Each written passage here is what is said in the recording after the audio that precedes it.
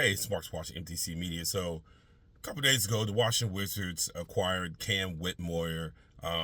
Local product, went to Villanova, was a one and done. It didn't work out with the Rockets.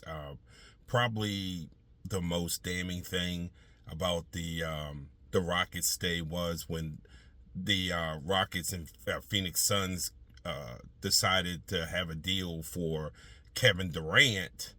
Uh, the Suns said they would rather have 2 second-round picks than to have Cam Whitmore in the deal.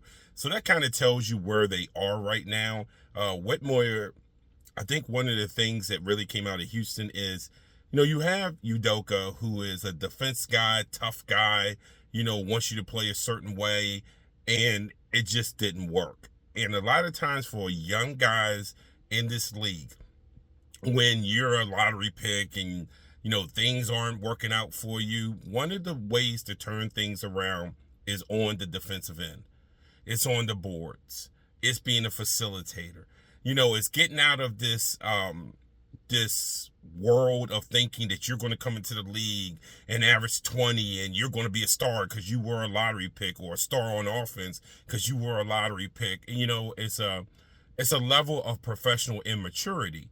And Whitmore is coming here into Washington that's going to have more vets in the locker room this year as we speak right now. That's obvious that they're going to have quite a few. And then there are young guys who are going to be guaranteed developmental minutes. And we all know who those young guys are. And then Whitmore is going to have to fit behind that. So how does he avoid this, how does he avoid this turning into what happened in Houston? And like I said, it's going to be being a professional. It's going to be being the guy who does all the little things. It's going to be that's going to turn around, because Washington's situation and Houston's situation as far as record and stuff is, obviously completely different. But here's where it's not different. The level of how expendable Whitmore is, simply because Washington has said with the young guys right now, they got a bunch of them. They want to see which ones will be part of their future, which means if they determine that you're expendable. Even if they get 1 second-round pick back for them, they'll be like, oh, well, we tried. This was the bucket of young guys that we tried. And, we don't expect to hit 100% on the bucket. And so that's another thing that he needs to understand, is that probably what he thought he was going to be in the NBA is not. And, I've said this, and a ton of people who cover the NBA have said this, and will always stand by this.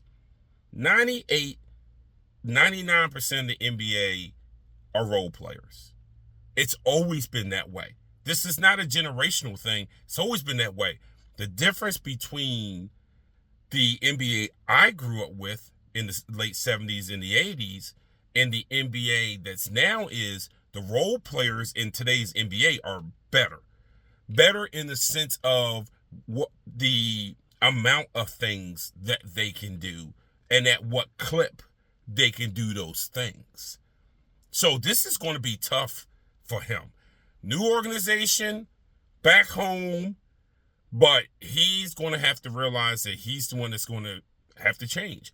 From a Wizard perspective, hey, I don't blame them. I would have done the same thing. Why not get a lottery pick on the cheap? If it doesn't work, really doesn't impact the organization all that much. If it does work, hey, man, that's how organizations have scored big wins, is sometimes being able to turn around, a player that previous team or teams have given up on. So great move by Washington, and we'll see how that works.